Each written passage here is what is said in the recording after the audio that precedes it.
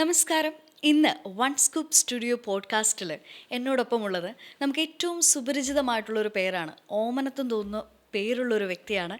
ജോസൂട്ടിയാണ്. Hello, നമസ്കാരം. നമസ്കാരം. അല്ല, ആദ്യം തന്നെ അത് എനിക്ക് കിട്ടുമോ എന്നുള്ളത് ഉറപ്പായിരുന്നില്ല. ഉറപ്പായിട്ടില്ലായിരുന്നു. ആദ്യം തന്നെ നമ്മൾ ദിലീപേട്ടനാണ് ഇതിനകത്തേക്ക് വരുന്നത് എന്നറിഞ്ഞ് വേറെ പലരെയും വെച്ച് ആലോചിച്ചിരുന്നു. പക്ഷേ അത് കറങ്ങി തിരിഞ്ഞ് ദിലീപേട്ടൻ ചെയ്താലാണ് അത് ഏറ്റവും ആപ്റ്റാകുന്നതെന്ന് വന്നപ്പോൾ ദിലീപേട്ടനിലേക്ക് എത്തി. ദിലീപേട്ടനാണ് ഇത് ചെയ്യുന്നതെന്ന് അറിഞ്ഞപ്പോൾ ഭയങ്കര എക്സൈറ്റ്മെൻ്റ് ആയിരുന്നു. കാരണം നമ്മൾ ഒരു വളരെ സീനിയറായിട്ടുള്ള ഒരാളുടെ കൂടെ നിന്ന് പുള്ളിയുടെ അനിയനായിട്ട് നിന്ന് അഭിനയിക്കുക എന്ന് പറഞ്ഞാൽ ചെറിയ കാര്യമല്ല. അതിൻ്റെ ആവശ്യത്തിലധികം ഉള്ള ടെൻഷൻ ഉണ്ടായിരുന്നു. പിന്നെ അത് ഗ്രാജുവലി പുള്ളി തന്നെ ഇപ്പോൾ നമ്മൾക്ക് സ്വാഭാവികമായിട്ടും ഒരു ആർട്ടിസ്റ്റ് എന്നുള്ള രീതിയിൽ എല്ലാ കാര്യങ്ങൾക്കും ടെൻഷൻ ഉണ്ടാകും ഒരു സിനിമയിൽ അഭിനയിക്കാൻ ചെല്ലുമ്പം. അതിലുപരി നമ്മളെക്കാളും ഒത്തിരി എക്സ്പീരിയൻസ് ഉള്ള ഒരാളാണ് നമ്മുടെ കൂടെ നിൽക്കുന്നതെങ്കിൽ നമുക്ക് അത് പറയാൻ പറ്റാത്ത പ്രശ്നങ്ങളുണ്ടാവും. പക്ഷേ പുള്ളി തന്നെ അത് ആ ഇൻസെക്യൂരിറ്റി പുള്ളി തന്നെ മാറ്റിയെടുത്ത് അതെനിക്ക് തോന്നുന്നു എല്ലാ ആർട്ടിസ്റ്റുകളും അങ്ങനെ തന്നെയാണെന്ന് വിചാരിക്കുന്നു. പക്ഷേ പുള്ളി വളരെ സീനിയർ ആയിട്ടുള്ളൊരു നടനാണ്. നമ്മളിപ്പോഴും എവിടെ നോക്കിയാലും മൊബൈലിൽ പുള്ളിയുടെ വീഡിയോസും നമ്മളൊക്കെ റിപ്പീറ്റഡ് വാച്ച് ചെയ്യുന്ന മൂവീസിൽ നല്ലൊരു ശതമാനം ദിലീപേട്ടൻ്റെ. അതെ, തീർച്ചയായിട്ടും ഇപ്പോഴത്തെ പിള്ളേരടക്കം എല്ലാവർക്കും അത് എൻജോയബിൾ ആയിട്ടുള്ള പടങ്ങളാണ് പുള്ളി അന്നും ചെയ്തു വെച്ചിരിക്കുന്നത്. അപ്പം എന്നെ കൂടുതൽ കംഫർട്ടാക്കുക എന്ന് പറയുന്നത് അത് നമ്മൾ കൂടെ നിൽക്കുന്ന സമയത്ത് പുള്ളി തന്നെ ഓരോ കാര്യങ്ങൾ പറഞ്ഞ് നമ്മളുമായിട്ട് അടുക്കാൻ, അപ്പോൾ നമ്മൾ അങ്ങോട്ട് അടുക്കാൻ ഇനിഷ്യേറ്റീവ് എടുക്കുന്നതായിട്ട് നമുക്ക് തോന്നിയിട്ടുണ്ട്. അത് നമ്മളൊരു ഷോട്ട് വെക്കുമ്പോൾ ഒരു സീനിൽ ഒരുമിച്ച് അഭിനയിക്കുമ്പോൾ അത് മോർ കംഫർട്ടാകാൻ വേണ്ടിയിട്ടാണെന്ന് മനസ്സിലാക്കുന്നു ഞാൻ.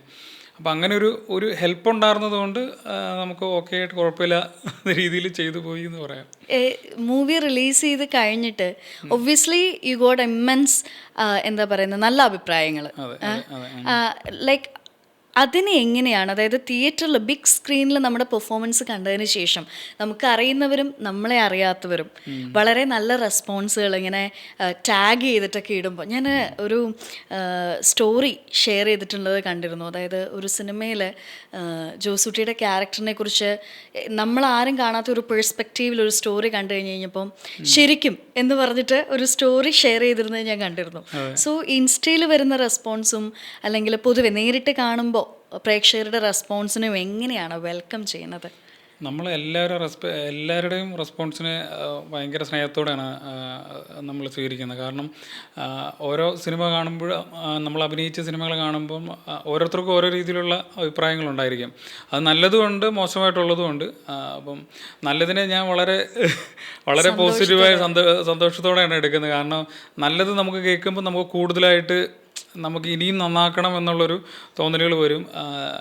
തെറ്റുകൾ പറയുന്ന ആൾക്കാർക്ക് നമ്മളത് ബെറ്റർ ആക്കാനുള്ള എല്ലാ കാര്യങ്ങളും നമ്മുടെ ഉള്ളിൽ നിന്ന് നമ്മൾ ചെയ്യാൻ നോക്കും. അപ്പോൾ എനിക്ക് ഇൻസ്റ്റയിലും ഫേസ്ബുക്കിലൊക്കെ വന്ന ഇതുപോലെയുള്ള ഫീഡ്ബാക്കുകളൊക്കെ നല്ലതായിരുന്നു എന്നുള്ള സാധനങ്ങളാണ് വന്നത്. അതെല്ലാം എന്നെ മോട്ടിവേറ്റ് ചെയ്യുന്നതാണ്. അപ്പം അങ്ങനെയുള്ളത് വരുമ്പോൾ നമ്മളത് തീർച്ചയായിട്ടും ഷെയർ ചെയ്യാനും സ്റ്റോറി ഇടാനൊക്കെ നോക്കുമല്ലോ. അങ്ങനെയാണ് അതൊക്കെ. ഈ നമ്മൾ എന്തെന്ന് പറഞ്ഞാൽ ജോസൂട്ടി ഒരു ഇനീഷ്യൽ ഫേസ് എന്ന് തന്നെ പറയാം അല്ലേ, ഒരു സ്ട്രഗ്ലിംഗ് ഫേസിലൂടെയാണ് കടന്നു പോയിക്കൊണ്ടിരിക്കുന്നത്. കാരണം ഇത്രയും ഇമ്മൻസ്ലി ടാലൻറ്റഡ് ആയിട്ടുള്ള ആക്ടേഴ്സ് ഉള്ള മലയാളം ഫിലിം ഇൻഡസ്ട്രിയിൽ തങ്ങളുടേതായിട്ടുള്ള ഒരു പൊസിഷൻ കണ്ടുപിടിക്കുക എന്ന് പറയുന്നത് തന്നെ വളരെ ബുദ്ധിമുട്ടുള്ളതും ശ്രമകരമായിട്ടുള്ള ഒരു കാര്യമാണ്. അപ്പം ഇത്രയും നമ്പേഴ്സ് ഓഫ് മൂവീസ് അഭിനയിച്ചു, ഇനിയും കുറേ സിനിമകൾ റിലീസ് ചെയ്യാനായിട്ടിരിക്കുന്നു. അപ്പം ഈ ഒരു സ്ട്രഗ്ലിംഗ് ഫേസ്, അതായത് ഈ ആങ്സൈറ്റി അല്ലെങ്കിൽ ആം ഐ ഗുഡ് ഇനഫ് എന്നുള്ള ചിന്തകൾ, അല്ലെങ്കിൽ പൊതുവേ നമുക്ക് കലാകാരന്മാർക്ക് കാണുന്ന ഒരു കാര്യമാണ് ഇൻഫ്യൂരിറ്റി കോംപ്ലക്സ് എന്ന് പറയുന്നത്.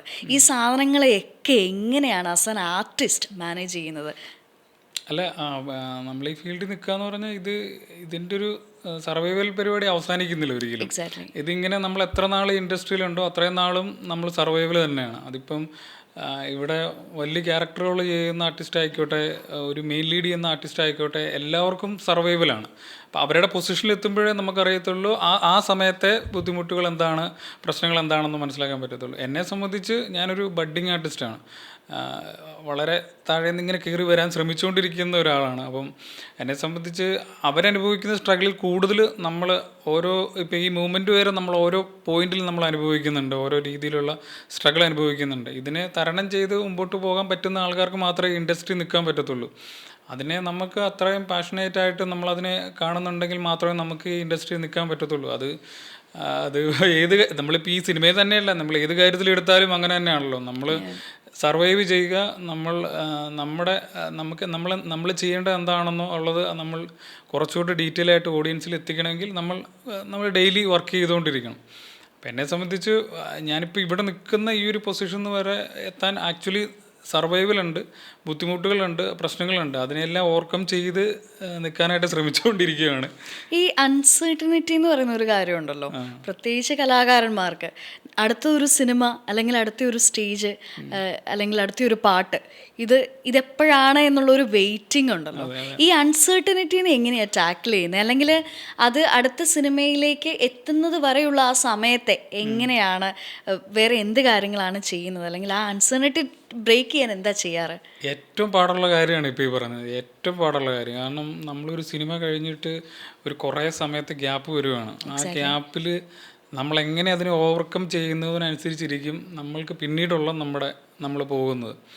കാരണം ഈ ഒരു ഗ്യാപ്പ് ആക്ച്വലി സാമ്പത്തികമായിട്ടുള്ള ബുദ്ധിമുട്ടുണ്ടാകാം, ഫാമിലിപരമായിട്ടുള്ള പ്രശ്നങ്ങളുണ്ടാകാം, എല്ലാ രീതിയിലുള്ള പ്രശ്നങ്ങൾ അനുഭവിക്കുന്ന ഒരു സമയമാണ്. കാരണം നമ്മുടെ കൂടെ ഇമോഷണലി എല്ലാ രീതിയിലുള്ള ബുദ്ധിമുട്ടുകൾ അനുഭവിക്കുന്ന ഒരു സമയമായിരിക്കും. അപ്പം ഈ ഒരു സമയം ഓവർകം ചെയ്യാൻ ആക്ച്വലി ഭയങ്കര പാടാണ്. അത് പിന്നെ ഞാനെന്താണെന്ന് വെച്ച് കഴിഞ്ഞാൽ നമുക്ക് പറ്റുന്ന അറിയുന്ന ആൾക്കാർ ഫ്രണ്ട് സർക്കിളിൻ്റെ അടുത്ത് പോയിരിക്കും, പോസിറ്റീവായിട്ടുള്ള കാര്യങ്ങൾ ചിന്തിക്കും, അതുപോലുള്ള വീഡിയോസ് കാണും, ഫാമിലിയായിട്ട് കൂടുതൽ സമയം സ്പെൻഡ് ചെയ്യാൻ നോക്കും. അങ്ങനെയൊക്കെയാണ് അതിന് നമുക്ക് ഓവർകം ചെയ്യാൻ പറ്റുന്നത്. നമ്മളേതെങ്കിലും ഈ നെഗറ്റിവിറ്റി നമ്മൾക്ക് എപ്പോഴും ഉണ്ടാവുമല്ലോ. നമ്മൾ ഈ ഗ്യാപ്പ് വരുമ്പോൾ നമുക്ക് സ്വാഭാവികമായിട്ടും ഉണ്ടാവും. പിന്നെ പ്രത്യേകിച്ച് ഇപ്പോഴത്തെ സിനിമയുടെ ഒരു രീതികൾ എന്ന് വെച്ച് കഴിഞ്ഞാൽ പണ്ടത്തെ പോലെ ഒത്തിരി സിനിമകളൊന്നുമില്ല. ഇപ്പം സിനിമകൾ തന്നെ വളരെ കുറഞ്ഞു. അപ്പോൾ അതിൽ തന്നെ സിനിമകൾ സ്വാഭാവികമായിട്ട് കുറയുമ്പം ഈ ആർട്ടിസ്റ്റുകൾ ഒത്തിരി പേരുണ്ട്, ഈ ഇൻഡസ്ട്രിയിൽ ഒത്തിരി പേരുണ്ട്. അപ്പം എല്ലാവരും സർവൈവ് ചെയ്തുകൊണ്ടിരിക്കുകയാണ്. അപ്പം നമ്മൾക്ക് വെച്ചൊരു ഓപ്ഷൻ ആയിരിക്കും ചിലപ്പം നമ്മളെക്കാൾ ബെറ്റർ ആയിട്ടുള്ള ഒരാൾക്ക് പിന്നെ പോകുന്നത്. കാരണം ഒത്തിരി പേര് ഇങ്ങനെ നിൽക്കുമ്പം അത് ആരാണ് മോർ ടാലൻറ്റഡ് അവരിലേക്ക് ആ റോളുകൾ പോകും. അപ്പം നമ്മൾക്ക് വരാനുള്ളത് എന്തായാലും വരും. അത് നമ്മൾ വരാനുള്ളത് പ്രതീക്ഷിച്ചിരിക്കുക എന്നുള്ളതേ ഉള്ളൂ. നമ്മളുടെ കോൺടാക്ട്സുകൾ ഡെവലപ്പ് ചെയ്യുക, ആൾക്കാരുമായിട്ടുള്ള കമ്മ്യൂണിക്കേഷൻ ഉണ്ടാക്കുക എന്നുള്ളതാണ് ഇതിനകത്ത് ചെയ്യാൻ പറ്റുന്നത്. ഇത് ഫാമിലിയുടെ കൂടെ ക്വാളിറ്റി ടൈം സ്പെൻഡ് ചെയ്യുക എന്ന് പറഞ്ഞ ഒരു പോയിന്റിൽ നിന്ന് ചോദിക്കട്ടെ. ഞാൻ ജോസൂട്ടിയുടെ അടുത്ത് ആദ്യമേ ചോദിച്ചിട്ടുണ്ടായിരുന്നു വന്നപ്പോഴേ കുഞ്ഞെങ്ങനെ ഇരിക്കുന്നു എന്നുള്ളത്. ബിക്കോസ് ഇൻസ്റ്റാ ഫീഡ് എടുത്തു കഴിഞ്ഞ് കഴിഞ്ഞാൽ ഏറ്റവും കൂടുതൽ ജോസൂട്ടിയുടെ മൂവീസിൻ്റെ അപ്ഡേറ്റ്സിൻ്റെ ഒപ്പം തന്നെ കാണാൻ പറ്റുന്നതാണ് കുഞ്ഞിൻ്റെ മുഖം. So how close you are to your daughter and like ഇപ്പം വളരെ എന്താ പറയുന്നത്, ചെറിയ കുഞ്ഞാണ് അല്ലേ, ഇപ്പോൾ ഒരു കംപ്ലീറ്റ് അറ്റൻഷൻ വേണ്ട ഒരു ടൈമാണ്. So how is your like parenting and how is your connection and relationship with your daughter? അതെന്താണെന്ന് വെച്ച് കഴിഞ്ഞാൽ നമുക്ക് ഒത്തിരി സമയമുണ്ടല്ലോ, ഒരു പടം കഴിഞ്ഞിട്ട് ഒത്തിരി ഗ്യാപ്പ് ഉണ്ടല്ലോ. അപ്പോൾ ഈ ഗ്യാപ്പിൽ എന്തായാലും നമ്മൾ വീട്ടിൽ പിന്നെ എന്താ വെച്ച് കഴിഞ്ഞ് കഴിഞ്ഞാൽ നമ്മുടെ ഒരു കൊച്ചോട്ടായി കഴിയുമ്പോൾ നമ്മളെ തന്നെയാണ് ആ കൊച്ചിൽ കാണുന്നത്. അപ്പം അവരുടെ ഓരോ ഏജ് വൈസും ഓരോ ടൈമിലുള്ള മാറ്റങ്ങളും നമ്മൾ നേരിട്ട് കണ്ട് ആസ്വദിക്കുകയാണ്. അപ്പോൾ നമുക്ക് വളരെ സന്തോഷമാണ്. കാരണം നമ്മളെപ്പോലെ തന്നെ വേറൊരാൾ നമ്മളുടെ മുഖസാദൃശ്യമുള്ള ഒരാൾ വളർന്നു വരുവാണ്. അതെ. അപ്പോൾ നമ്മളതിന് ഓരോ പോയിന്റിൽ എനിക്ക് ആക്ച്വലി ഇപ്പം ഷൂട്ടിന് ഞാൻ ഇപ്പോൾ ഉള്ള സമയങ്ങളിൽ പോയാലും ഞാൻ ആക്ച്വലി എല്ലാ ദിവസവും 2 നിർത്തവും 3 നിർത്തമൊക്കെ വീട്ടിൽ വിളിച്ച് അങ്ങനെ കൊച്ചുമായിട്ട് അങ്ങനെ കമ്മ്യൂണിക്കേഷൻ നടത്തുന്നുണ്ട്. കാരണം നമുക്ക് ആ ഒരു മിസ്സിങ് ഫീൽ എപ്പോഴും ഉണ്ടാവും, കാരണം അടുത്തില്ലെങ്കിൽ. അപ്പോൾ സ്വാഭാവികമായിട്ടും നമ്മൾ അടുത്തുള്ള സമയത്ത് മാക്സിമം നമ്മൾ ഈ ഒരു പ്രായത്തിലൊക്കെ അവർക്ക് മാക്സിമം കെയർ കൊടുക്കുക, സ്നേഹം കൊടുക്കുക എന്നുള്ളതാണല്ലോ. അതാണ് നോർമലി ചെയ്യുന്ന എല്ലാ പേരൻസും ചെയ്യുന്ന പോലെ തന്നെ. പ്രിൻസ് ആൻഡ് ഫാമിലി പോലെ തന്നെ നമുക്ക് പറയേണ്ടതാണ് ഓഫ് റോഡും പിന്നെ റാണി ചിത്ര മാർത്താണ്ഡ അല്ലേ, ഈ 2 സിനിമകളും. കാരണം അത്രമേൽ എന്താ പറയുന്നത് ഇമ്പോർട്ടൻ്റ് ആയിട്ടുള്ള റോൾസാണ് ഇതിലും ഉണ്ടായിരുന്നത്. സോ ഈ മൂവി ജേർണി എന്ന് പറയുന്നത് നോട്ടീസ് ചെയ്യപ്പെടുന്ന ഒരു ക്യാരക്ടറിലേക്കൊക്കെ എത്തുന്നത് ഇതിൽ ഏതൊരു ടൈം തൊട്ടിട്ടാണ്? ഞാൻ ആക്ച്വലി ഞാനിപ്പോൾ 10-24 സിനിമ ചെയ്തു. പക്ഷേ നമ്മളിതിനകത്ത് ഇപ്പം ഞാൻ നായകനായിട്ടുള്ളൊരു സിനിമയിൽ അഭിനയിച്ചു. പക്ഷെ നമ്മൾ നായകനായിട്ട് അഭിനയിച്ചത് കൊണ്ട് എല്ലാവർക്കും ഇടയിൽ അത് എത്തണം എന്നല്ല. അത് ഞാനെന്നാൽ അതിലും ചെറിയ റോളാണ് ചെയ്തത്, എന്നാലും എൻ്റെ അളിയ അതിനകത്തൊരു ക്യാരക്ടർ റോളാണ് ചെയ്തത്. അതുപോലെ തന്നെ ജനഗണമന. നമ്മൾ ചെയ്യുന്ന സിനിമ എത്രത്തോളം വലുതാണ്, നമ്മളുടെ കൂടെ ആരാണ് എന്നുള്ളതാണ് ഇതിനകത്ത് പ്രയോറിറ്റി. ആ ടീം ഭയങ്കര ഇമ്പോർട്ടൻ്റ് ആണ്. അപ്പം എന്നെ സംബന്ധിച്ച് കുറച്ചുകൂടി ഒരു ഫെമിലിയർ ഫേസ് വന്നത് എന്നാലും എൻ്റെ അളിയും, ജനഗണമന, അങ്ങനെ കുറച്ച് സിനിമകളാണ്. കാരണം നമ്മളെ തന്നെ ആൾക്കാർ അങ്ങനെ നമ്മളെ അറിയത്തില്ല ആക്ച്വലി. അപ്പം നമ്മളൊരു സിനിമ നമ്മളൊരു വന്നു കഴിയുമ്പോൾ അത് ആൾക്കാർ കാണണമെന്നില്ല. പിന്നെയും ഇപ്പോൾ യൂട്യൂബിലൊക്കെയാണ് റാണിയത്തിര മാർത്താണ്ഡ ഇറങ്ങിയത്. അതിറങ്ങി കഴിഞ്ഞ് കുറച്ച് റെസ്പോൺസ് കിട്ടി എനിക്ക്. പക്ഷേ എന്നാലും ഇപ്പോഴും ആരും അത് കണ്ടിട്ടുള്ളതല്ല. അപ്പോൾ നമ്മൾ ചെറിയ റോളുകൾ വേറൊരു വലിയ ആർട്ടിസ്റ്റിന് കൂടെ ചെയ്യുമ്പോഴാണ് കൂടുതൽ നോട്ടബിൾ ആകുന്നത്. അങ്ങനെയാണ് എന്നെ കുറച്ച് ഫെമിലിയർ ആയിരിക്കുന്നതെന്ന് എനിക്ക് തോന്നുന്നു. ഇപ്പം പ്രിൻസ് ആൻഡ് ഫാമിലി വന്നപ്പം അതൊരു കുറച്ചുകൂടെ ഒരു വലിയ രീതിയിൽ ആൾക്കാർ വിസിബിലിറ്റി കിട്ടിയിട്ടുണ്ടെന്നാണ് ഞാൻ പ്രതീക്ഷിക്കുന്നത്. കാരണം നമുക്ക് എപ്പോഴും വലിയ ആർട്ടിസ്റ്റിൻ്റെ കൂടെയും എപ്പോഴും വലിയ സിനിമകളോ നമുക്ക് കിട്ടിയെന്ന് വരത്തില്ല. അപ്പം നമുക്കും സർവൈവലിൻ്റെ ഭാഗമായതുകൊണ്ട് നമ്മൾ വരുന്നത് അന്വേഷിക്കുന്നത് അത് ചെറിയ സിനിമയാണോ വലിയ സിനിമയാണോ നോക്കാതെ പോയി ചെയ്യുക എന്നുള്ളതാണ്. അപ്പം അത് ഗ്രാജുവലി നമ്മൾ വലുതായി കഴിയുമ്പം ആ ഒരു ചൂസ് ചെയ്യാവുന്ന ഒരു പൊസിഷനിലേക്ക് എത്തുമ്പോഴോ നമുക്ക് അങ്ങനെ ചൂസ് ചെയ്യാം ആക്ച്വലി. ഞാൻ പിന്നെ ജോസൂട്ടിയുടെ ഫീൽഡിൽ കണ്ട ഒരു കാര്യം, ഈ ഫീൽഡിന്റെ കാര്യം തന്നെ എടുത്തെടുത്ത് പറയുന്നത്, ആർട്ടിസ്റ്റുകൾ ഇപ്പോൾ ഏറ്റവും കൂടുതൽ കണക്ട് ആവുന്നത്, ഓഡിയൻസുമായിട്ട് കണക്ട് ആവുന്നത് സിനിമയും ഇന്റർവ്യൂവും പിന്നെ അവരുടെ സോഷ്യൽ മീഡിയയിലെ ആക്ടിവിറ്റീസും കൊണ്ടിട്ടാണ്. സോ ജോസൂട്ടിയുടെ ഫീൽഡിൽ ഞാൻ കണ്ടത് പൃഥ്വിരാജിന്റെ ആടുജീവിതത്തിലെ ഒരു ഫോട്ടോ ഇട്ടിട്ട് എഴുതിയ കുറച്ച് നല്ല രസമുള്ള വാക്കുകൾ. അപ്പോൾ ഞാൻ വിചാരിക്കുകയും ചെയ്തു, എല്ലാ ആർട്ടിസ്റ്റുകളുടെ പേജിൽ പോയാലും അവരവരുടെ സിനിമകളുടെ പ്രൊമോഷൻ അല്ലാതെ ഇങ്ങനെ അപ്രിസിയേഷൻ നോട്ട്സ് വളരെ കുറവാണ്. സോ ജോസൂട്ടിയുടെ എനിക്ക് കണ്ടപ്പോൾ തോന്നിയ ഒരു കാര്യം, അത് അപ്രീഷിയേറ്റ് ചെയ്യാൻ തോന്നിയത്. നമ്മൾ 100% നമ്മൾക്ക് മുന്നേ പോയ ആർട്ടിസ്റ്റുകൾ എല്ലാവരും നമ്മൾ ഇൻസ്പയർ ആവുമല്ലോ. അവരൊക്കെ നമ്മൾ ബഡ്ഡിങ് ആർട്ടിസ്റ്റാണ്. അപ്പോൾ നമ്മളെങ്ങനെയാണ് നമ്മൾ അടുത്തൊരു ലെവലിലേക്ക് അല്ലെങ്കിൽ അടുത്ത സ്റ്റെപ്പിലേക്ക് നമ്മൾ കയറാൻ ശ്രമിക്കുന്നത്, നമ്മൾക്ക് മുന്നേ പോയ ആർട്ടിസ്റ്റുകൾ എത്രത്തോളം എഫേർട്ട് എടുത്തു ഒരു സിനിമയ്ക്ക് വേണ്ടിയിട്ടെന്നുള്ളത് കാണുമ്പോഴാണ് നമുക്കും അങ്ങനെ എടുക്കാനും നമുക്ക് സിനിമയ്ക്ക് വേണ്ടി എല്ലാം കൊടുക്കാനും തയ്യാറായിട്ട് നിൽക്കുന്നത്. അപ്പോൾ ഈ പൃഥ്വിരാജിൻ്റെ കാര്യം പറഞ്ഞു കഴിഞ്ഞാൽ പുള്ളി ആ സിനിമയ്ക്ക് വേണ്ടി എടുത്തിരിക്കുന്ന എഫേർട്ട് എത്രത്തോളം വലുതാണെന്നുള്ളത് നമുക്ക് എല്ലാവർക്കും അറിയാം, നമ്മൾ കണ്ടതാണ്. അപ്പം ഞാൻ എൻ്റെ സിനിമയെന്നല്ല, എൻ്റെ സിനിമയല്ലാതെ മറ്റ് സിനിമകൾ കാണുമ്പോൾ ആ സിനിമയിൽ നന്നായിട്ട് വർക്ക് ചെയ്ത എല്ലാവർക്കും തന്നെ എനിക്ക് നന്നായിട്ട് തോന്നുന്ന ആൾക്കാർക്ക് ഞാൻ പേഴ്സണൽ മെസ്സേജ് അയക്കാറുണ്ട്, അവരെ അപ്രിസിയേഷൻ ചെയ്യാറുണ്ട്. അത് ശരിക്കും പറഞ്ഞാൽ ഞാൻ ചിന്തിക്കുന്നത് നമ്മളൊരു അപ്രിസിയേഷൻ, ഇപ്പം വലിയ ആർട്ടിസ്റ്റ് ആയിക്കോട്ടെ ചെറിയ ആർട്ടിസ്റ്റ് ആയിക്കോട്ടെ, നമ്മളൊരു അപ്രിസിയേഷൻ ഒരു സാധനം കണ്ടത് ഒരു നല്ല കാര്യം അയാളുടെ അടുത്തൊരു പോസിറ്റീവായിട്ട് പറയുമ്പോഴാണ് അയാൾക്ക് കൂടുതലൊരു എനർജിയാണ്. അതിപ്പോൾ എനിക്ക് കിട്ടുമ്പോൾ എനിക്കറിയാം അത് എത്രത്തോളം നമുക്ക് ഇമ്പോർട്ടൻ്റ് ആണെന്നുള്ളത്. നമുക്ക് മുമ്പോട്ട് പോകാൻ ഭയങ്കര ഇമ്പോർട്ടൻ്റ് ആണല്ലോ. നമ്മൾ ചെയ്യുന്ന സമയങ്ങളിൽ ആ പടങ്ങൾ വലിയ സക്സസ് ആകുമ്പോൾ, അല്ലെങ്കിൽ ഒരാളൊരു ക്യാരക്ടർ നന്നായിട്ട് ചെയ്തു എന്ന് പറഞ്ഞ് നമ്മൾ അയാളുടെ അടുത്ത് പറയുമ്പോൾ അയാൾക്കുള്ളിൽ കിട്ടുന്നൊരു സന്തോഷമുണ്ട്. ആ സന്തോഷം നമുക്ക് കിട്ടുന്ന പോലെ തന്നെ നമ്മൾ മറ്റൊരാൾക്ക് ഷെയർ ചെയ്യുമ്പോഴേ നമുക്ക് വീണ്ടും ആ നല്ല നല്ല പോസിറ്റീവ് കാര്യങ്ങൾ സംഭവിക്കത്തുള്ളൂ എന്ന് ഞാൻ വിശ്വസിക്കുന്നു. ഭയങ്കര പോസിറ്റീവ് തിങ്സിൽ വിശ്വസിക്കുന്ന അല്ലാതെ ഒന്നും ചെയ്യാൻ പറ്റത്തില്ല, ഒരു രക്ഷയില്ല, പോസിറ്റീവായിട്ട് ഇരിക്കാനേ പറ്റത്തുള്ളൂ. ഇത് പറഞ്ഞപ്പോഴാണ് നമ്മൾ വരുന്ന തന്നെ ഒരു ഫിലിം ബന്ധമുള്ള ആളുകളുണ്ട് കുടുംബത്തില്. ലിസ്റ്റിൻ സാറിന്റെ ഒക്കെ കസിനാണ്. ലിസ്റ്റിൻ സാറുമായിട്ടുള്ള ഒരു ബന്ധം ചോദിക്കാറുണ്ടോ സാർ, ലിസ്റ്റേട്ടാ എന്തെങ്കിലും അവസരങ്ങൾ ഉണ്ടെങ്കിൽ ചോദിക്കാറുണ്ട്? ഇന്ന് രാവിലെ വരെ ചോദിച്ചിട്ടിരിക്കുകയാണ്.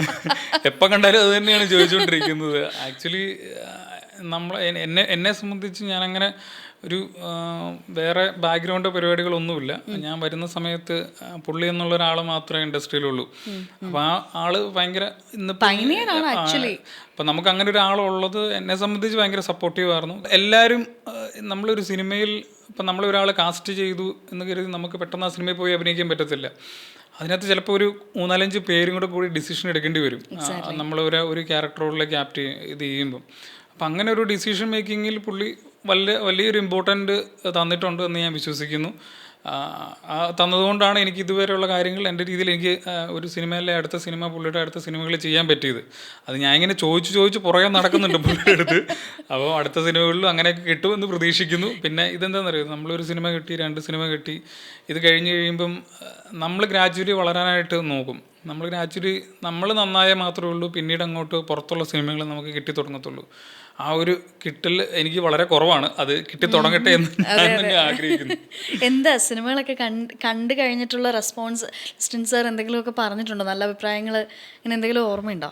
എന്നോട് ജനഗണമന കഴിഞ്ഞ സമയത്ത് പുള്ളി നന്നായിട്ട് ചെയ്യാൻ തുടങ്ങിയിട്ടുണ്ടെന്നൊക്കെ പുള്ളി എന്നോട് ഇങ്ങനെ പറഞ്ഞു. പക്ഷെ അത് ഒരു ചേട്ടൻ അനിയൻ ബന്ധത്തിൽ പറഞ്ഞൊരു സാധനമാണ്.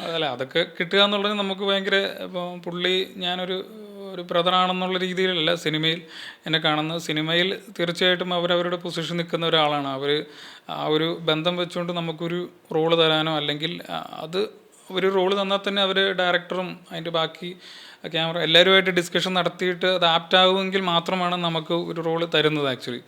എനിക്ക് തോന്നുന്നു ലിസ്റ്റിൻ സാറൊക്കെ നന്നായിരുന്നു എന്നൊരു അനിയൻ്റെ ബന്ധത്തിൽ മാത്രം പറയാൻ എന്നുള്ള ഒരാളായിട്ട് എനിക്ക് തോന്നിയിട്ടേ ഇല്ല. കാരണം ട്രാഫിക് തൊട്ട് ഇപ്പം വരേക്കും നോക്കിക്കഴിഞ്ഞ് കഴിഞ്ഞാൽ മലയാള സിനിമേനെ ഒരു കംപ്ലീറ്റ്ലി 360 തിരിച്ച ഒരാളാണ്.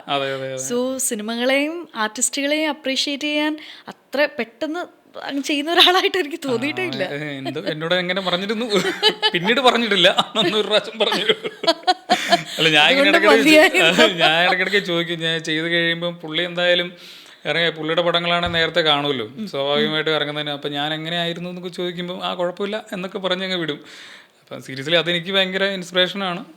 അല്ലാതെന്ന് പറയുമ്പോൾ നമ്മൾ ഈ സിനിമയിലേക്ക് വരുന്നതിന് മുന്നേ ആക്ച്വലി ജോസൂട്ടിയുടെ പ്രൊഫഷൻ എന്തായിരുന്നു, അല്ലെങ്കിൽ മൂവി ഇല്ലെങ്കിൽ, അല്ലെങ്കിൽ മൂവി എന്ന് പറയുന്ന ഒരു ഇതിലേക്ക് വന്നിട്ടില്ല, ഇൻഡസ്ട്രിയിലേക്ക് വന്നിട്ടില്ലായിരുന്നെങ്കിൽ എന്താകുമായിരുന്നു എന്നൊക്കെ ഒന്ന് അറിയട്ടെ, ചോദിക്കട്ടെ. ഞാൻ പഠിച്ചത് ഹോട്ടൽ മാനേജ്മെൻറ്റാണ്. അത് കഴിഞ്ഞ് ഞാൻ ഒരു 2 വർഷം സൗദിയിലായിരുന്നു ജോലി. അപ്പോൾ നമ്മൾ അതിനു മുന്നേ തന്നെ സിനിമ ഭ്രാന്ത് ഭയങ്കരമായിട്ടുണ്ട്. അപ്പം ഞാനിവിടെ വന്ന് കുറേ നാൾ ഇപ്പം എലിസിൻ്റെ കൂടെ തന്നെ പുള്ളിയുടെ സിനിമകളിൽ വർക്ക് ചെയ്തും അങ്ങനെ ഓരോ കാര്യങ്ങൾ നിൽക്കുന്നുണ്ടായിരുന്നു. പിന്നീട് ഒരു 2 വർഷത്തെ ഗ്യാപ്പ് എടുത്ത് നമ്മൾ എന്തെങ്കിലും ഒരു പ്രൊഫഷണൽ കോഴ്സ് പഠിക്കണമല്ലോ. അപ്പം ആ പഠിച്ച് 2 വർഷം ജോലി ചെയ്ത് ഈ ഒരു ഗ്യാപ്പിൽ ഞാൻ റിയലൈസ് ചെയ്തതാണ് നമ്മുടെ ഏരിയ സിനിമ തന്നെയാണ്, നമുക്കതില്ലാതെ പറ്റത്തില്ല എന്നുള്ളൊരു പോയിന്റിൽ വന്നു കഴിഞ്ഞപ്പോഴാണ് വീണ്ടും തിരിച്ച് ജോലിയൊക്കെ നിർത്തി തിരിച്ച് നാട്ടിലേക്ക് വന്ന് പതുക്കെ ഒരു ആക്ടിങ് വർക്ക്ഷോപ്പിലൊക്കെ ജോയിൻ ചെയ്ത് നമ്മൾ ബേസിക് കുറച്ച് കാര്യങ്ങളൊക്കെ പഠിച്ചിട്ട് നമ്മൾ കയറാമെന്നുള്ള രീതിയിൽ അങ്ങനെ ഞാൻ ഇവിടെ ആക്ട് ലാബ് എന്ന് പറഞ്ഞൊരു ഇൻസ്റ്റിറ്റ്യൂട്ട് ഉണ്ട് ഇവിടെ പനമ്പള്ളി, അവിടെ പോയി പഠിച്ച് അങ്ങനെ ഒരു കുറച്ച് നാളത്തെ കോഴ്സൊക്കെ ചെയ്ത് അങ്ങനെയാണ് നമുക്ക് ഇതിനകത്തേക്കൊരു നമ്മളിന്ന് ചെയ്ത് നോക്കാം എങ്ങനെയുണ്ട്, നമ്മൾ ചെയ്താൽ എങ്ങനെയാണ്. അപ്പോൾ സ്റ്റിൽ നമ്മളത് ചെയ്ത് നോക്കുന്നു, അത് നാളെ എങ്ങനെ ആകുമെന്നുള്ളത് അറിയത്തില്ല. ഈ ഹൗ ഇമ്പോർട്ടൻറ്റ് ഈ അഭിനയം പഠിക്കുക എന്നുള്ളത്. കാരണം ഇപ്പം എല്ലാവരും പറയുന്ന ഒരു എക്സാമ്പിളാണ് ഫഫയുടേത്.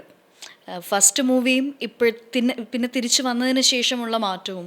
സോ ജോസൂട്ടിക്ക് എങ്ങനെയാണ് തോന്നുന്നത് ഈ അഭിനയം എന്ന് പറയുന്ന സാധനം is it really important to പഠിക്കുക എന്നുള്ളത്, പഠിച്ചതിന് ശേഷം ചെയ്യുക? ഓർ ചിലരെയൊക്കെ നമ്മൾ ഇപ്പം മമ്മൂക്കയാണെങ്കിലും ലാലേട്ടനാണെങ്കിലും അല്ലെങ്കിൽ അവർ ലെജൻസാണ്, അവരൊക്കെ ഞാൻ പറയുന്നത് കേട്ടിട്ടുണ്ട്, ഒരു സിറ്റുവേഷൻ 2 പേർക്കും കൊടുത്തു കഴിഞ്ഞാൽ മമ്മൂക്ക ഒരെണ്ണം തന്നെ 10 ടേക്കിലും സെയിം ആയിട്ട് കാണിക്കും, പക്ഷെ ലാലേട്ടൻ്റെത് എവറി ടേക്ക് അതിന് വ്യത്യാസം ഉണ്ടാവും എന്നുള്ളത്.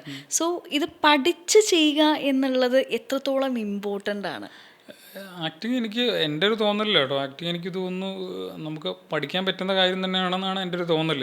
അപ്പോൾ നമ്മൾ പഠിക്കാൻ പറ്റുമെന്ന് പറഞ്ഞു കഴിഞ്ഞാൽ നമ്മൾ ഒരു ദിവസം പോയി അവിടെ ഒന്ന് കോഴ്സൊക്കെ ചെയ്തിട്ട് വന്നിട്ട് നാളെ തൊട്ട് അഭിനയിക്കാൻ നോക്കി അങ്ങനെ പഠിക്കാൻ പറ്റത്തില്ല. അത് ഇപ്പം നമ്മളിവിടെ നോക്കുമ്പോൾ ഈ ഇൻഡസ്ട്രിയിൽ തന്നെ ജോലി ചെയ്യുന്ന പല ആർട്ടിസ്റ്റുകൾ എടുത്ത് നോക്കിയതിന് എനിക്ക് പേഴ്സണലി അറിയാം, അവരെല്ലാം ഡെയിലി വർക്ക് ചെയ്തുകൊണ്ടിരിക്കുകയാണ്. ഡെയിലി വർക്ക് ചെയ്യുക എന്ന് പറഞ്ഞാൽ അവർ ഡെയിലി ഡ്രാമ ആയിക്കോട്ടെ അങ്ങനെ എന്തെങ്കിലും ആക്ടിവിറ്റി ആയിട്ട് അവർ ഡെയിലി ഈ പടമില്ലാതിരിക്കുന്ന ഒരു ഗ്യാപ്പ് ഉണ്ടായിരിക്കുമല്ലോ, ഈ ഗ്യാപ്പിൽ ഇവരെല്ലാം ഓരോ സിനിമകളും കണ്ട് അപ്ഡേറ്റ് ആയിട്ട്, അപ്പോൾ നാടകങ്ങളിൽ തന്നെയാണെങ്കിൽ പല തരത്തിലുള്ള നാടകങ്ങളുണ്ടല്ലോ, അപ്പം ഓരോന്നും ചെയ്ത് അവർ ഡെയിലി വർക്ക് ചെയ്തുകൊണ്ടിരിക്കുകയാണ്.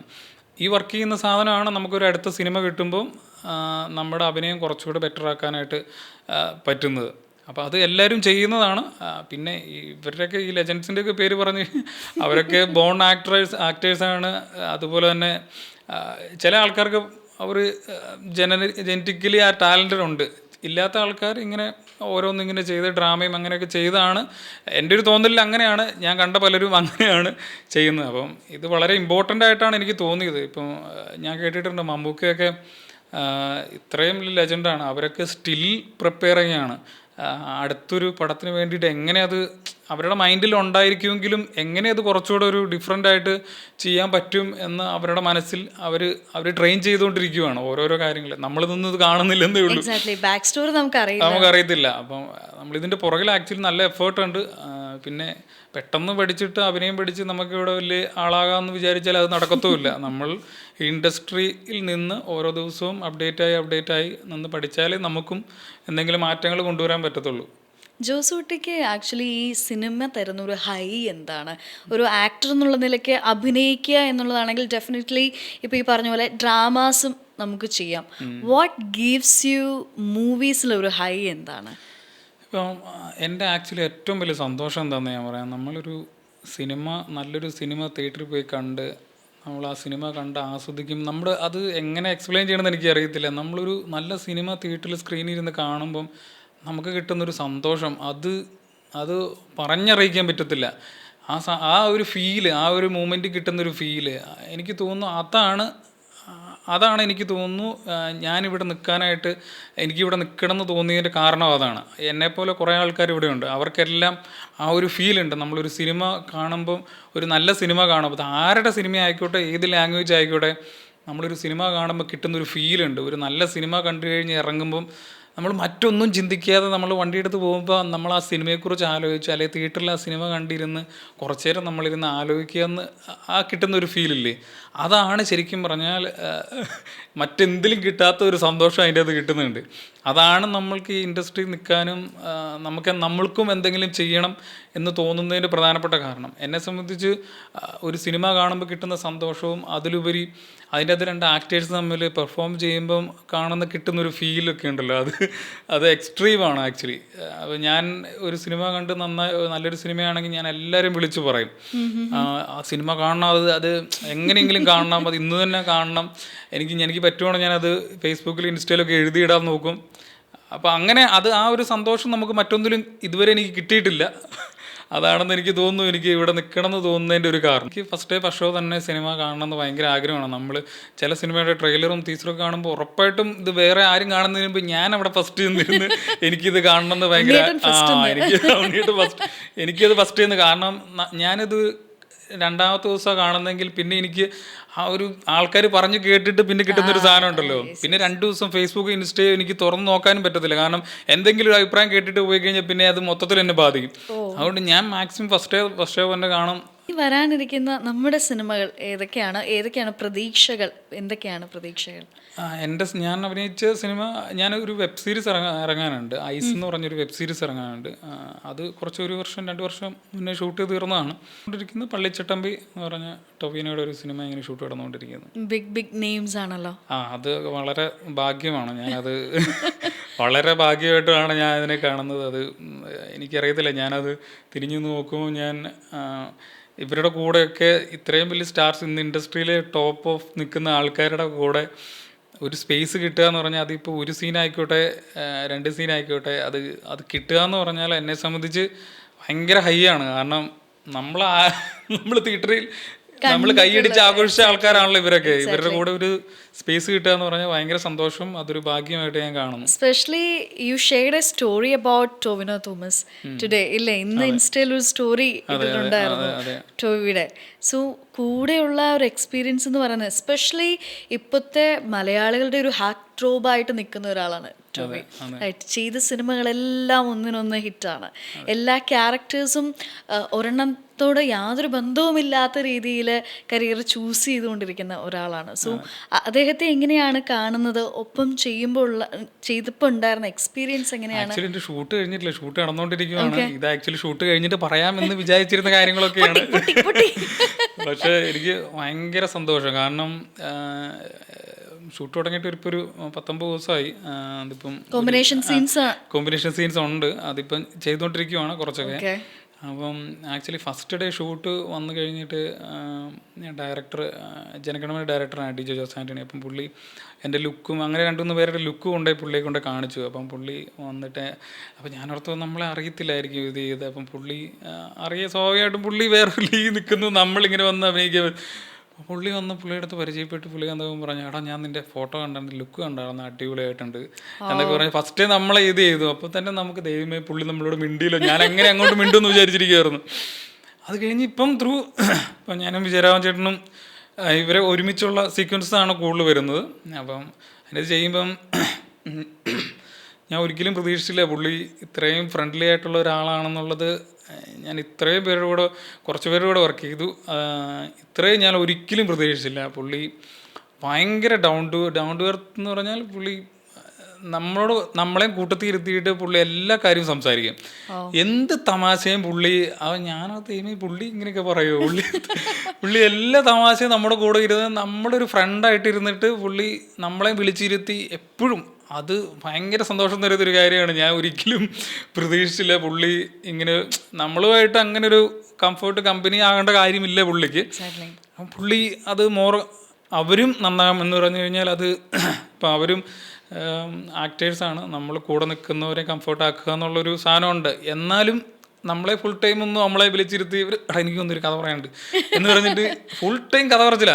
ഇതുപോലെ കഥ പറയുന്ന ഒരാളെ ഞാൻ എൻ്റെ ജീവിതത്തിൽ ഞാൻ കണ്ടിട്ടില്ല. എന്തോരം കഥയാണെന്നറിയാം പുള്ളിയുടെ കയ്യിലിരിക്കുന്നത്. ആണോ? ഒത്തിരി കഥ. ഇത് ഞാൻ ഇന്റർവ്യൂസിൽ കേട്ടിട്ടുണ്ട്. പണ്ട് മലയാളം സിനിമ, അതായത് ഈ ക്യാരവാൻസ് ഒക്കെ വരുന്നതിന് മുന്നേ എല്ലാവരും ഒരുമിച്ചിരുന്ന് കഥ. ഇവിടെ അങ്ങനെയുള്ള ഒരു പരിപാടിയില്ല. പുള്ളി ഫുൾ ടൈം അവിടെയാണ്. ഫുൾ ടൈം അവിടെ ഇരുന്നിട്ട് എല്ലാവരും കൂടെ വിജയരാജേട്ടനും എല്ലാവരും കൂടെ കൂടി ഇരുന്നിട്ട് കഥ പറച്ചിലാണ്. പുള്ളിയുടെ കഥ എന്ന് പറഞ്ഞു കഴിഞ്ഞാൽ എല്ലാ കിടിലും ഞാൻ ചോദിച്ചിട്ടുണ്ട്. ഞാൻ ചോദിച്ചു എവിടുന്നാണ് ഈ കഥയെല്ലാം വരുന്നത്? നമ്മൾക്കൊന്നും ഒരു കഥ പോലും പറയാൻ പോലും ഇല്ല. പറഞ്ഞാൽ നമ്മുടെ ഉള്ളിലുണ്ടെങ്കിൽ തന്നെ അത് എങ്ങനെ അവതരിപ്പിക്കുന്നത് എങ്ങനെയാന്ന് പോലും നമുക്കറിയാം. പുള്ളി കിടിലിനായിട്ട് ഭയങ്കരമായിട്ട് കഥകൾ പറയുന്ന ആളാണ്. ഭയങ്കര കംഫർട്ടാണ്. അപ്പോ സെറ്റ് കഥകൾ കൊണ്ട് നിറഞ്ഞു. അതെ അതെ അതെ, എനിക്ക് തോന്നുന്നു ടോവിച്ചേട്ടൻ്റെ കഥകൾ കൊണ്ടാണ് കൂടുതൽ നിറഞ്ഞിരിക്കുന്നതെന്ന് എനിക്ക് തോന്നുന്നു. സോ ഒബ്വിയസ്ലി ഈ ഒരു ജേർണിയിൽ കുറേ സന്തോഷം തന്ന മൊമെന്റ്സ് ഉണ്ടാവും. ഇപ്പം നമ്മൾ ബിഗ് സ്ക്രീനിൽ കണ്ട ആക്ടേഴ്സിൻ്റെ കൂടെ സ്ക്രീൻ ഷെയർ ചെയ്യാൻ പറ്റിയതും അല്ലെങ്കിൽ ഇഷ്ടമുള്ള ടീമിൻ്റെ കൂടെ വർക്ക് ചെയ്യാൻ പറ്റിയതും ഒക്കെ ഒരുപാട് സന്തോഷം തരുന്ന മൊമെന്റ്സ് ആണ്. ഇതുപോലെ തന്നെ ഏറ്റവും സങ്കടം വന്ന ഇത് വിട്ടേക്കാം, തിരിച്ചു പോയേക്കാം, ഹോട്ടൽ മാനേജ്മെൻറ്റിലേക്ക് തിരിച്ചു പോയേക്കാം എന്ന് തോന്നിയ ഒരു മൊമെൻറ്റ് അങ്ങനെ ഉണ്ടോ എന്തെങ്കിലും? ആക്ച്വലി നമ്മൾ ഈ പോസിറ്റീവായിട്ട് ഇരിക്കുമ്പോഴും നമ്മുടെ ഒരു സൈഡിൽ നെഗറ്റീവ് ഉണ്ടല്ലോ. അപ്പം അത് നമുക്ക് സ്വാഭാവികമായിട്ടും തോന്നുന്നു. പണിയില്ലാതെ വീട്ടിൽ ഇരിക്കുന്ന സമയത്താണ് ഇത് തോന്നുന്നത് നമുക്ക്. ആ ടൈമിൽ എനിക്കങ്ങനെ തോന്നിയിട്ടില്ല. പിന്നെ ഇത് നമ്മൾ ഫൈനാൻഷ്യലിയും കൂടെ നമ്മൾ സെക്യൂർ ആണല്ലോ. ഇപ്പോൾ ഞാനെന്ന് പറഞ്ഞാൽ വളരെ ചെറുതായിട്ട് ചെയ്ത് വരുന്ന ഒരാളാണ്. അപ്പം ഫൈനാൻഷ്യലി ആയിക്കോട്ടെ, നമ്മൾ മറ്റ് പല രീതിയിലുള്ള ബുദ്ധിമുട്ടുകളുണ്ട്. ഈ ഒരു പോയിന്റിൽ നമുക്ക് പലപ്പോഴും തോന്നിയിട്ടുണ്ട്. പക്ഷേ നമ്മൾ ആ തോന്നൽ ഒരു കാരണവശാൽ അതിൻ്റെ ഒരു ഫുൾ ഓൺ ഇതിലേക്ക് വരാതെ നമ്മളവിടെ പിടിച്ചു വെച്ചിരിക്കുകയാണ്. നമുക്ക് അങ്ങനെ പോകാൻ പറ്റുന്നൊരു ഇതല്ല. നമ്മൾ വളരെ ആത്മാർത്ഥമായി ആഗ്രഹിച്ച് വളരെ സിൻസിയറായി നമ്മളിതിന് ഈ പോയിന്റ് വരെ പണിയെടുത്തുകൊണ്ടിരിക്കുകയാണ്. അപ്പം നമുക്ക് പടങ്ങളില്ലാതെ വരുമ്പം വീട്ടിലിങ്ങനെ ഇരിക്കുമ്പം നമ്മൾ അടുത്ത് ഇത് ചെയ്തുകൊണ്ടിരിക്കും. ഒന്നും ആകാതെ ഇങ്ങനെ ഇരിക്കുമ്പം നമുക്ക് തോന്നും, നമുക്ക് ഭയങ്കരമായിട്ട് നെഗറ്റീവ് തോന്നും. നമ്മൾക്ക് ഇനി എന്ത് ചെയ്യും, ഇത് ഇത്ര സമയമായല്ലോ, ഇതുവരെ നമ്മൾക്ക് രക്ഷപ്പെടാൻ പറ്റിയിട്ടില്ല. ഇപ്പം എന്തെങ്കിലും പറഞ്ഞുറപ്പിച്ച് വെച്ചിരുന്ന റോളുകൾ വേറെ ആളുകൾക്ക് പോവുകയോ അല്ലെങ്കിൽ അങ്ങനെ അവസരങ്ങൾ നിനക്കുണ്ട് എന്ന് പറഞ്ഞിട്ട് പിന്നെ കോൾ തിരിച്ച് വിളിക്കാതിരിക്കുകയോ അങ്ങനെയൊക്കെ ചെയ്ത് അങ്ങനെയൊക്കെ ഉണ്ടാകാത്ത ആൾക്കാരില്ല എനിക്ക് തോന്നുന്നു ഈ സിനിമയിൽ തന്നെ. കാരണം അതൊക്കെ എല്ലാവർക്കും ഉണ്ടാകുന്ന അനുഭവങ്ങളാണ്. ഒരു സിനിമയിലൊരു ക്യാരക്ടർ പരിപാടി വെച്ച് അത് പിന്നീട് അത് മാറിപ്പോയ സംഭവങ്ങളൊക്കെ ഉണ്ട്. ഇതെല്ലാവർക്കും സംഭവിക്കുന്നതാണ്. നമ്മൾ അതിനെ ഞാനതിനെ ഭയങ്കര പോസിറ്റീവായിട്ടാണ് കാണുന്നത്. അതിനെ ഒരു സങ്കടകരമായ കാര്യമായിട്ട് എടുക്കേണ്ട കാര്യമില്ല എന്ന് ഞാൻ വിചാരിക്കുന്നു. കാരണം അത് നല്ലതിനാണെന്നാണ് എൻ്റെ ഒരു വിശ്വാസം. കാരണം നമ്മളിൽ നിന്ന് അത് മാറിപ്പോകുന്നത് ഒരു പോയിന്റിൽ നമ്മളെ കൊണ്ടത് ചെയ്യാൻ പറ്റത്തില്ല എന്നുള്ളൊരു കാരണമായിരിക്കും അതിൻ്റെ പുറകെ കിടക്കുന്നത്. അപ്പം അങ്ങനെ പിന്നെ മറ്റു പല കാര്യങ്ങളും ഉണ്ടാകാം. അപ്പം ഇത് മാറിപ്പോകുന്നത് ആക്ച്വലി നല്ലതിനാണെന്നാണ് ഞാൻ വിശ്വസിക്കുന്നത്. ഓരോ ക്യാരക്ടറുകളും എനിക്ക് അങ്ങനെ അവസരം വന്നു, അത് വേറൊരു വഴി പോയി. പക്ഷേ അതിന് നല്ല അവസരങ്ങൾ മുമ്പോട്ട് നമ്മൾ ട്രൈ ചെയ്താൽ ഉണ്ടാവും. നമുക്ക് ഇന്നല്ലെങ്കിൽ നാളെ അതുണ്ടാവും. നമ്മളതിന് കീപ്പ് ഓൺ ട്രൈ ചെയ്യുക എന്നുള്ളതാണ്. നമ്മൾ ഡെയിലി വർക്ക് ചെയ്യുക എന്നുള്ളതാണ്. അത്രേ ഉള്ളൂ. ഞാനത് വിചാരിച്ച് അങ്ങനെ ഇത് ഇരുന്നിട്ടില്ല. ഈ വിഷമം എന്ന് പറയുന്ന സാധനം ഉണ്ടാവും. അത് നമുക്ക് സ്വാഭാവികമായിട്ടും ഉണ്ടാവും. നമ്മൾ അത് കിട്ടൂലോ, നല്ലൊരു ക്യാരക്ടറാണല്ലോ, അത് കിട്ടിയാൽ രക്ഷപ്പെടും എന്നൊക്കെ വിചാരിച്ചുകൊണ്ടാണ്. പക്ഷേ നമ്മൾ നല്ലൊരു ക്യാരക്ടർ ചെയ്തതുകൊണ്ട് നമ്മൾ രക്ഷപ്പെടണമെന്നുമില്ല. ഇത് വലിയൊരു പരിപാടിയാണ് ആക്ച്വലി. ഇത് നമ്മൾ ഒരാൾ നിരൂപിച്ചാൽ നമ്മൾ രക്ഷപ്പെടണമെന്നുമില്ല. ഇത് കുറേ എനിക്ക് തോന്നുന്നു ഒറ്റയ്ക്ക് ഈ വഴിവെട്ടി വരാൻ പറ്റത്തില്ല എന്നാണ് എനിക്ക് തോന്നുന്നത്. ഈ ഒറ്റയ്ക്ക് വഴിവെട്ടിയെടുത്ത് വരുന്നതെന്ന് എനിക്ക് അതിൻ്റെ ലോജിക്ക് കിട്ടിയിട്ടില്ല ആക്ച്വലി. ഒറ്റയ്ക്ക് വഴിവിട്ട് നമ്മൾ തന്നെ ഡയറക്റ്റ് ചെയ്ത് നമ്മൾ തന്നെ അഭിനയിച്ച് അങ്ങനെ ഒരു 10 സിനിമ നമ്മൾ തന്നെ ചെയ്ത് അങ്ങനെ നമ്മൾ രക്ഷപ്പെടണമെങ്കിൽ നമ്മുടെ ചുറ്റും കുറേ ആൾക്കാരുണ്ടാകണം. നമ്മൾ രക്ഷപ്പെടണമെന്ന് ചിന്തിക്കുന്ന കുറച്ച് ആൾക്കാർ, ഒരാൾ നിരൂപിച്ചാൽ പോരാ നമ്മൾ രക്ഷപ്പെടാൻ. നമ്മളെ ചുറ്റും കുറച്ച് പേരുണ്ടാകണം. നമ്മൾ നല്ല ടാലൻറ്റഡ് ആയിരിക്കണം. ഇപ്പം നമ്മളെല്ലാ കാര്യങ്ങളിലും നല്ലതല്ലെങ്കിലും നമ്മൾ ആക്ച്വലി നമ്മുടെ ഉള്ളിലൊരു സത്യസന്ധത ഉണ്ടായിരിക്കണം എപ്പോഴും. അപ്പോൾ ഇതൊക്കെ ഇതിനെ ഡിപ്പെൻഡ് ചെയ്ത് നിൽക്കുന്ന കാര്യങ്ങളാണെന്നാണ് ഞാൻ വിശ്വസിക്കുന്നത്. കാരണം നമ്മൾ ഒരിക്കലും ഒരാൾക്ക് അയാൾ തന്നെ നിർവഹിച്ചാൽ നമുക്ക് രക്ഷപ്പെടാൻ പറ്റത്തില്ല. അത് കുറേ പേരുടെ ഹെൽപ്പ് നമ്മുടെ കൂടെ ഉണ്ടാകണം. അതിന് ഉള്ള ഒരു സർക്കിൾ നമുക്ക് ഉണ്ടാകണം. അത് വരും, ഫ്യൂച്ചറിലേക്ക് വരുമെന്നാണ് ഞാൻ പ്രതീക്ഷിക്കുന്നത്. ഇപ്പം ഈ സർക്കിളിൻ്റെ കാര്യം പറഞ്ഞപ്പോഴാണ് മലയാളം സിനിമയിൽ പൊതുവെ ഇപ്പം നല്ല സർക്കിളിൻ്റെ ഭാഗമായി കഴിഞ്ഞു കഴിഞ്ഞാൽ അവസരങ്ങൾ കിട്ടുന്ന ഒരു രീതിയുണ്ട്. നമ്മൾ പുറത്തുനിന്ന് കാണുമ്പോഴാണെങ്കിലും പ്രേക്ഷകർക്കാണെങ്കിലും നമുക്കിപ്പോൾ ഫഫയുടെയൊക്കെ ടീമിൽ നിന്ന് നമുക്ക് മനസ്സിലാവും അവരുടെ ഒരു ടീമിൽ നിന്നൊരു സിനിമ വരുന്നു എന്ന് പറയുമ്പോൾ ഇവരൊക്കെ ആയിരിക്കും എന്ന് നമുക്ക് പ്രെഡിക്റ്റ് ചെയ്യാൻ പറ്റുന്ന ഒരു രീതിയിലേക്ക്. അങ്ങനെ ഏതെങ്കിലുമൊക്കെ സർക്കിളിൻ്റെ ഭാഗമാണോ ജോസൂട്ടി? അല്ല, ഇത് സർക്കിളിൻ്റെ ഭാഗമാകുക എന്ന് പറഞ്ഞാൽ അത് നമ്മളതിൽ ഒരു പോയിന്റിൽ നമ്മൾ അതിൻ്റെ അകത്തായി പോകുന്നതാണ് സർക്കിളിൻ്റെ ഭാഗം. ഞാനങ്ങനെ ഒരു സർക്കിളിൻ്റെ ഭാഗമല്ലെന്നാണ് ഞാൻ വിശ്വസിക്കുന്നത്. അങ്ങനെയാണ് ഇവരെല്ലാവരെയും കൂടെ നമുക്ക് അഭിനയിക്കാൻ അവസരം കിട്ടിയേനെ എന്ന് ഞാൻ വിശ്വസിക്കുന്നത്. ഇതെന്താണെന്ന് വെച്ചാൽ ഒരു സർക്കിൾ ഉണ്ടാകുന്നത് ഇപ്പം നമുക്ക് കംഫർട്ടായ കുറേ ആൾക്കാർ, ഒരു പറ്റം സിനിമയെ സ്നേഹിക്കുന്ന ആൾക്കാർ വരുമ്പം നമ്മൾ ചെയ്യുന്നത്, ഇവർ ഭയങ്കര കംഫർട്ടാണ്. നമ്മൾ വേറൊരു ആർട്ടിസ്റ്റിന് അടുത്ത് ചെല്ലുമ്പോൾ അവർ ഒന്നെങ്കിൽ റെമ്യൂണറേഷൻ്റെ കാര്യത്തിനോ അല്ലെങ്കിൽ ഡേറ്റിൻ്റെ കാര്യത്തിനോ എന്തെങ്കിലും ഇഷ്യൂസ് ഉണ്ടാകാം, പലരും അന്വേഷിക്കുന്നുണ്ടാകും. പക്ഷേ അവരെല്ലാം കറങ്ങി തിരിഞ്ഞ് വരുന്നത് നമ്മുടെ കയ്യിലിരിക്കുന്ന ആളിലേക്ക് തന്നെയാണ് മിക്കവാറും എല്ലാവരും വരുന്നത്. കാരണം ഇവർ നമുക്ക് അവൈലബിൾ ആണ്, ടാലൻറ്റഡ് ആണ്. അപ്പോൾ സ്വാഭാവികമായിട്ടും അവരുടെ കൂടെ പടം ചെയ്യുന്നത് വളരെ നല്ലതാണെന്നാണ് ഞാൻ വിശ്വസിക്കുന്നത്. കാരണം മറ്റാൾക്കാർക്കിടയിലേക്ക് പോയി കഴിയുമ്പോൾ അവരുടെ കംഫർട്ട് സോണിന് വെളിയിൽ വരുവാണ്. കംഫർട്ട് സോണിൽ വെളി വരണമെങ്കിൽ ശരിക്കും പറഞ്ഞാൽ ബാക്കിയുള്ളവരുടെ ഡേറ്റും അവരുടെ റെമ്യൂണറേഷൻ, ഇത് ഒത്തിരി കാര്യങ്ങളുണ്ടല്ലോ. ഇതെല്ലാം വന്നാലല്ലേ അവർക്ക് പുറത്തുനിന്നുള്ള ഒരാളെ കയറ്റി അവരുടെ കൂടത്തിൽ നിന്ന് അഭിനയിപ്പിക്കാൻ പറ്റത്തുള്ളൂ. പിന്നെ ഇവർ എല്ലാവരും എനിക്ക് തോന്നുന്നു ഈ കംഫർട്ട് സോൺ എന്നതിലുപരി ഇവരെല്ലാം എല്ലാ ആർട്ടിസ്റ്റിനെയും ഒബ്സർവ് ചെയ്യുന്ന ആൾക്കാരാണ്. ഇതിപ്പോൾ ഏത് ഗ്യാങ് ആയിക്കോട്ടെ, ഏത് ഗ്രൂപ്പ് ആയിക്കോട്ടെ, എല്ലാവരെയും ഒബ്സർവ് ചെയ്യുന്നുണ്ട്. അവർക്ക് പുറത്തൊരാൾ ടാലൻറ്റഡ് ആണ് എന്ന് തോന്നുമ്പോൾ സ്വാഭാവികമായിട്ടും അവരവരുടെ കൂട്ടത്തിൽ കൂട്ടും. ഞാൻ കണ്ട ഇപ്പോൾ എല്ലാ ഗ്യാങ് ആയിരത്തോടെ അവർ തന്നെയല്ല, അവരുടെ കൂട്ടത്തിലുള്ള ആൾക്കാർ മാത്രമല്ല, അവർ പുറത്തുനിന്നും ആൾക്കാരെ എടുക്കുന്നുണ്ട്. പക്ഷെ അത് അവർക്കും കൂടെ ടാലൻറ്റഡ് ആണെന്ന് തോന്നുന്ന ആൾക്കാരെയാണ് അവരതിനകത്തേക്ക് ഇന്നാക്കാൻ ശ്രമിക്കുന്നത്. സോ ഈ ഒരു സർക്കിളിൻ്റെ ഭാഗമല്ലാതെ നിൽക്കുമ്പോൾ ഒബ്വിയസ്ലി നമ്മളിലേക്ക് വരുന്ന ഓപ്ഷൻ, അതായത് നോട്ട് ഓപ്ഷൻ, നമ്മളിലേക്ക് വരുന്ന സാധ്യതകൾ കുറയും. അപ്പോൾ മനഃപൂർവ്വമായിട്ടുള്ള ശ്രമങ്ങൾ നടത്താറുണ്ടോ? ഈ കോണ്ടാക്ട് മെയിൻറ്റെയിൻ ചെയ്യുക, നെറ്റ്വർക്കിംഗ് എന്ന് പറയുന്നത് വളരെ ഇമ്പോർട്ടൻ്റ് ആണ്. അപ്പോൾ മനഃപൂർവ്വം അങ്ങനെ ഒരു എന്താ പറയുന്നത് ശ്രമം നടത്താറുണ്ടോ ഇവരുടെ ഈ ഒരു ടീമിന്റെ ഭാഗമാകാൻ, അല്ലെങ്കിൽ അവരുടെ കൂടെ ചേരാൻ? എനിക്ക് അറിയാവുന്ന കോണ്ടാക്ട്സുകളുടെ നമ്പറുകളെല്ലാം പലയിടത്തുനിന്ന് വിളിച്ച് ചോദിക്കും.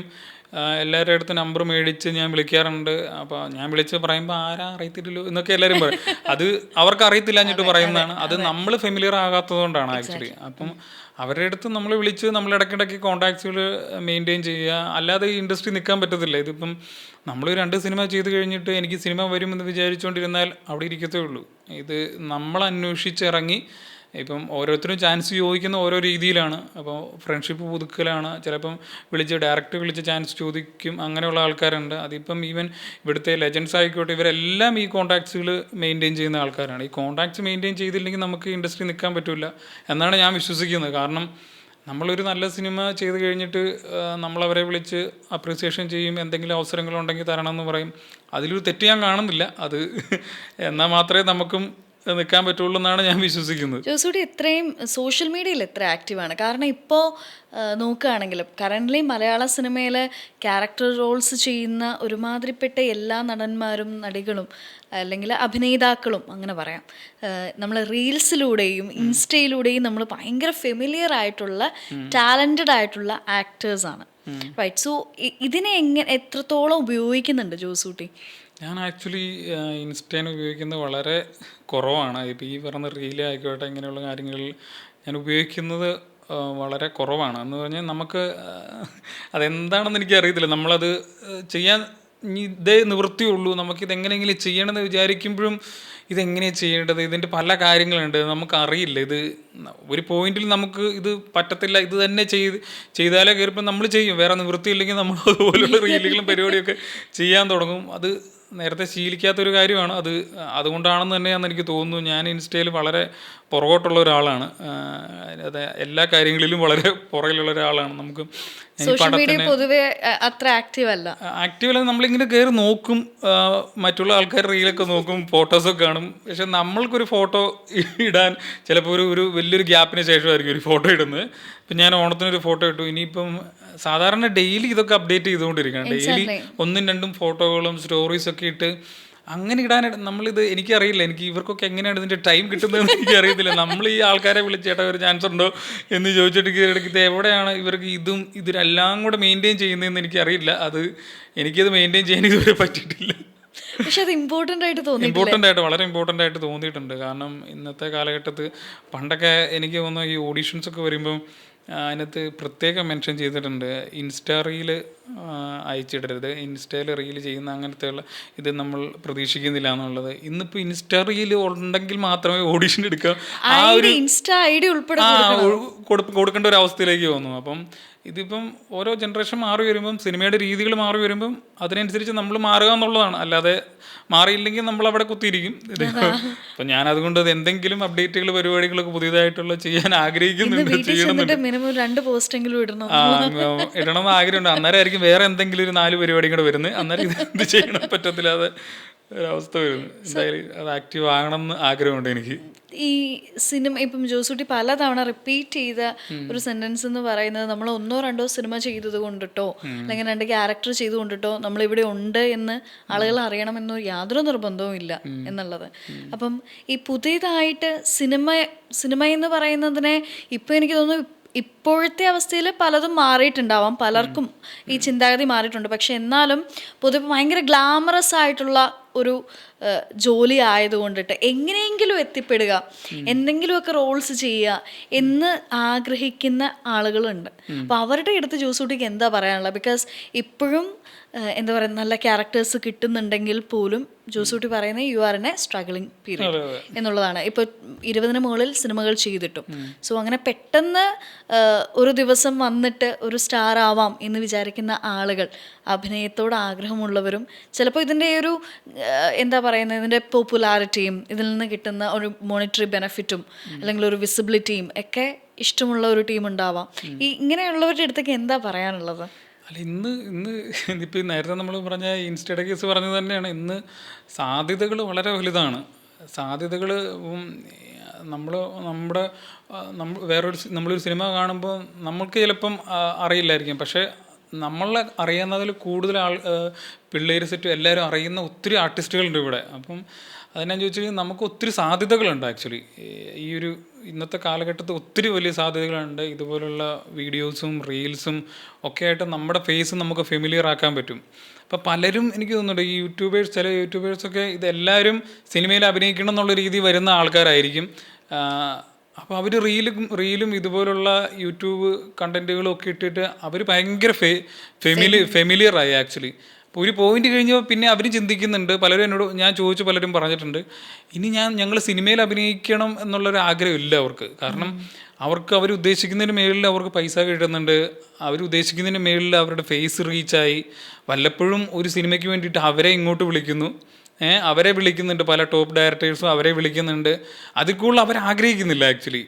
അതേ പറയാം, ഇപ്പോൾ ഒത്തിരി സാധ്യതകളുണ്ട്. ആ സാധ്യതകൾ ഇന്ന് എനിക്ക് തോന്നുന്നു അതെല്ലാവർക്കും അറിയാം, എല്ലാവരും നല്ല രീതിയിൽ വിനിയോഗിക്കുന്നുണ്ടെന്ന് എനിക്ക് തോന്നുന്നു.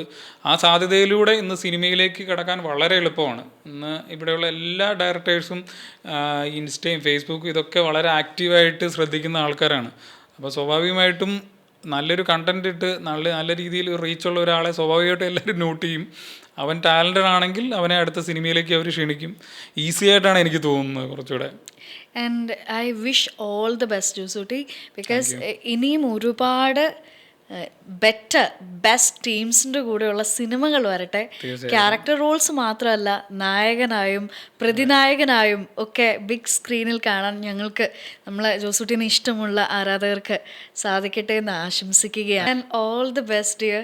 എല്ലാവിധ ആശംസകളും നേരുകയാണ്. And thank you for coming here. നമുക്ക് കുറച്ച് നേരം രസമായിട്ട് സംസാരിക്കാൻ കൂടെ ഇരുന്നതിന് a big thank you and all the best. ഇനി ഇറങ്ങാൻ പോകുന്ന സിനിമകൾക്ക് എല്ലാവിധ ആശംസകൾ കൂടി നേരുകയാണ്. Thank you so much. Thank you so much.